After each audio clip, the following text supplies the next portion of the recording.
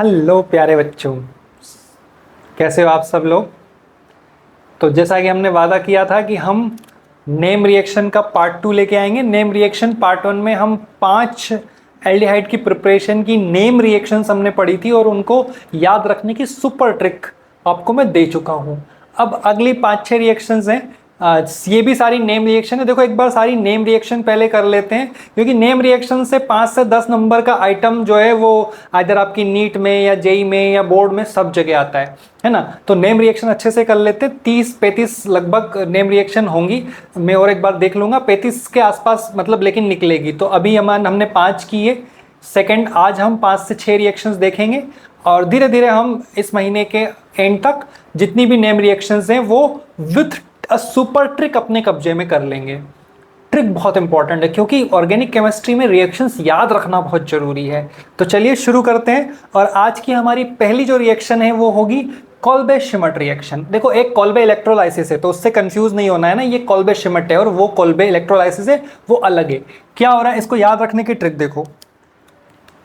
कोल्बे-शिमट reaction, reamer-Timmer याद है, दोनों भाई दोनों तबाही। ये भी दो भाई कोल्बे और शिमट, इनको भी फिनॉल का नशा। तो इनको याद था कि रिमर-टिमर ने कोलीबाई से मिलके प्रॉब्लम सॉल्व की थी, तो ये भी गए कोलीबाई से अपनी प्रॉब्लम सॉल्व कराने, लेकिन इनसे कोलीबाई से इनकी प्रॉब्लम सॉल्व नहीं हुई। तो फिर ये दूसरी बार गए चटोरी देवी से। ये कौन है? CO2, carbon dioxide. Carbon dioxide चटोरी देवी कैसे हुई? तुमको याद है वो केक को फुलाने में, इडली को फुलाने में, मेदू वड़ा को टेस्टी बनाने में बेकिंग सोडा का रोल है। और बेकिंग सोडा को जब गर्म करते थे तो ये चटोरी देवी निकलती थी, इसलिए ये चटोरी देवी है। तो चटोरी देवी से मिले कौन? कोल्बे और शिमट। कहा कि हमारे फिनॉल का नशा बढ़ाओ। तो उन्होंने कहा कि काम करो, एसिड डाल के पियो, H2SO4 जैसा स्ट्रॉन्ग एसिड थोड़ा थोड़ा डाल के पियो। तो इस बार भी नशा जो है वो साल भर तक रहा, लेकिन एसिड डल गया तो नशे में थोड़ा सा एसिडिक आ गया। तो जो फिनॉल के साथ में एसिड, और इसी का नाम है सैलिसिलिक एसिड। ये है फिनॉल से सैलिसिलिक एसिड बनाने की एक शानदार मेथड जिसको हम कहते हैं कोल्बे-शिमट रिएक्शन। चलिए तो बढ़ते हैं हमारी दूसरी प्रोसेस की तरफ जिसका नाम है डाउस प्रोसेस। बहुत ही इंपॉर्टेंट, ये एक इंडस्ट्रियल मेथड है प्रिपरेशन ऑफ फिनॉल की, है ना। हमने मतलब इंडस्ट्रियल मेथड है टू प्रिपेयर फिनॉल। क्या याद रखना है? इसको याद रखने की ट्रिक देखो। डाउ, डाउ से भाव याद आता है। तो जो भाव है, भाव कौन? Benzene chloride. अब बेंजीन क्लोराइड भाव कैसे हुए? बेंजीन, बेंजीन में तुमको याद है ये एक वो होता है, क्या बोलते हैं उसको, रेजोनेंस होता है बहुत तगड़ा वाला, है ना। तो ये रेजोनेंस, और तुमको ये भी याद होगा कि इसके पास होते हैं बहुत सारे लोन पेयर क्लोरीन के पास। तो ये क्लोरीन यहाँ पे इसको लोन पेयर डोनेट करता है और ये जो आपका लोन पेयर ऑफ इलेक्ट्रॉन है रेजोनेंस में घूमता है और ये एक बहुत ही तगड़ा कंपाउंड बन जाता है। रेजोनेंस है क्योंकि इसके पास, तो इसलिए ये है भाव। तो डाउ से भाव याद रहेगा। तो भाव ने जो है, भाव ने क्या किया? भाव ने कोलीबाई से मिलने का सोचा, ठीक है। और क्यों सोचा? वही वो फिनॉल के चक्कर में, क्योंकि क्या हो रहा था कि पहले वो कोल्बे-शिमट मिले, फिर वो रिमर-टिमर मिले, सब नशा बढ़ा रहे हैं, फिनॉल का नशा कर रहे हैं। तो ये फिनॉल के केस में जो है भाव को मिलना था कोलीबाई से। आखिर ये चल क्या रहा है? अब कोलीबाई बड़े आदमी, भाव और बड़े आदमी। तो बड़े बड़े आदमी जब मिलते हैं, मीटिंग होते हैं, तो वहाँ पर टेम्परेचर प्रेशर बहुत होता है। तो टेम्परेचर इसलिए हाई है और प्रेशर भी हाई है। भाव मिलने गए कोलीबाई से, प्रेशर हाई। क्यों मिलने गए थे भाव कोलीबाई से? फिनॉल के नशे के चक्कर में कि यार ये क्या करवा रहे हो तुम, ठीक है। तो इस तरह से आप याद रखेंगे डाउस प्रोसेस, याद रहेगा। बड़े आगे चलो अब हमारी नेक्स्ट प्रोसेस है क्यूमीन प्रोसेस। क्यूमीन, क्यूमीन को जानते हो? मीन को जानते हो? मीन मतलब क्या होता है? मछली होती है ना, मीन। तो मछली जैसी आकृति का ये कंपाउंड क्यूमीन, इसको क्यू से भी याद रख सकते हो। क्यू कैसा होता है? मतलब वैसे तो ऐसा होता है लेकिन ऐसा भी होता है ना। तो ये इसकी पूंछ, अगर एक और पूंछ निकल जाए तो इससे आप क्यूमीन याद रख सकते हो। पहले तो मीन से याद रखो क्योंकि मछली बहुत शानदार बनती है। तो मीन, क्यूमीन। क्यूमीन गया बॉम्बे, वहां लगी उसको हवा। क्यूमीन को बॉम्बे में हवा लग गई। तो हवा जो है, होता है ना जब आदमी को हवा लग जाती है तो वो खराब हो जाता है। तो क्यूमीन को हवा लगी तो उसकी पूंछ में हवा चिपक गई। हवा चिपक गई तो वो खराब हो गया। अब नॉर्मली लोगों की हवा निकालने के लिए, हवा कम करने के लिए क्या करते हैं, थोड़ा गर्म कर देते हैं, या गर्मी से उसको बोल देते हैं, गुस्से से उसको बोल देते हैं, वो थोड़ा शांत हो जाता है, तो थोड़ी गर्मी दे देते हैं, हल्का सा एसिड डाल के उसको गर्मी दे दिया, तो क्या हुआ, क्यूमिन की रिंग ने OH लिया और एक कीटोन बना दिया, तो अल्टीमेटली क्या हुआ, आपको एक फिनॉल और एक कीटोन मिल गया। तो क्यूमिन प्रोसेस एक इंपॉर्टेंट प्रोसेस है जिसमें हमारा फिनॉल बनता है और साथ में कीटोन बनता है। क्यूमिन याद रखना है, उसको हवा लगी, हवा लगी तो एक पेरोक्साइड बॉन्ड बन गया, इस पेरोक्साइड बॉन्ड को हटाने के लिए गर्म किया, थोड़ा सा एसिड डाल के गर्म किया, तो भाई बेंजीन अपना OH लेके बाहर निकल गई और साथ में कीटोन बच गया। ये है आपकी क्यूमिन प्रोसेस। आगे बढ़े, चलो तो अब देखते हैं विलियमसन ईथर सिंथेसिस। कुछ लोग इसको विलियमसन सिंथेसिस भी बोलते हैं, कुछ लोग इसको विलियमसन सिंथेसिस भी बोलते हैं, कुछ लोग इसको विलियमसन ईथर सिंथेसिस बोलते हैं। तो जो भी आपको बोलना है आप बोल लेना, मैंने तीनों बता दिए हैं। होता क्या है वो देखो, याद कैसे रखेंगे वो इंपॉर्टेंट है। होता तो देखो एल्किल हैलाइड और एल्कोक्साइड है ना, सोडियम एल्कोक्साइड बेसिकली मिलते हैं, एक ईथर बनता है, साथ में सॉल्ट निकलता है। याद कैसे रखेंगे वो इंपॉर्टेंट है। विलियम का सन, विलियम और उसके सन की ये कहानी है। तो जो विलियम का सन है ना, सन को चाहिए RX100 बाइक। क्या चाहिए सन को, RX100 बाइक। भाई सन तो सन है, सन को बाइक चाहिए, वो उसके लिए रो रहा था कि बाइक चाहिए पापा, बाइक चाहिए।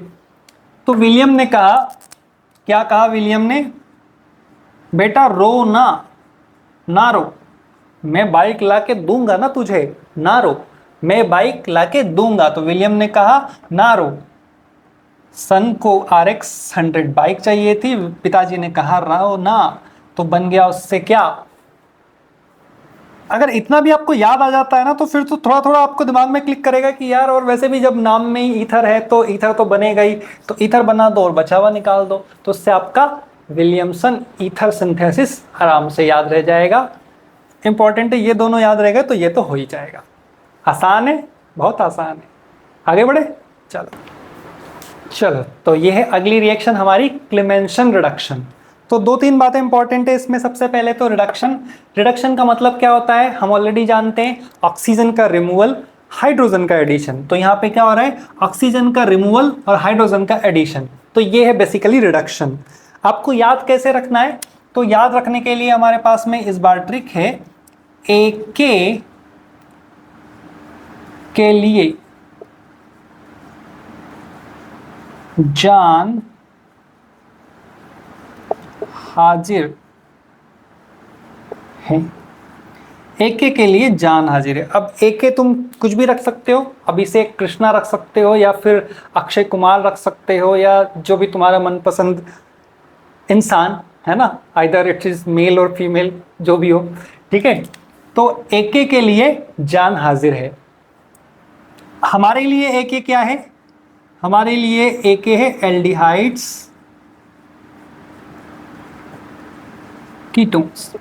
यानी कि क्लेमेंसन रिडक्शन में बेसिकली क्या होता है, जिंक अमलगम और HCl डाल के हम किसी भी एल्डिहाइड या कीटोन को रिड्यूस कर सकते हैं उसके करस्पॉन्डिंग एल्केन में। AK के लिए जान हाजिर में हमने कीटोन से रिएक्शन लिखी है, आप इसको किसी एल्डिहाइड से भी करवा सकते हैं। वही बेसिकली यहाँ पे अगर ये CH3 की जगह H होता तो ये H यहाँ पे एक और आ जाता और अल्टीमेटली यही रिएक्शन आपके एल्डिहाइड के लिए हो जाती है, ठीक है। तो ये है आपका क्लेमेंसन रिडक्शन। बढ़े आगे, आओ चलो इस पार्ट की ये आखिरी रिएक्शन है वोल्फ किश्नर रिडक्शन। ये भी सिमिलर टू क्लेमेंसन रिडक्शन है। तो इसको याद रखने का तरीका, वोल्फ किश्नर तो रिडक्शन है, तो AK से मिलने, AK से कोहली भाई और ना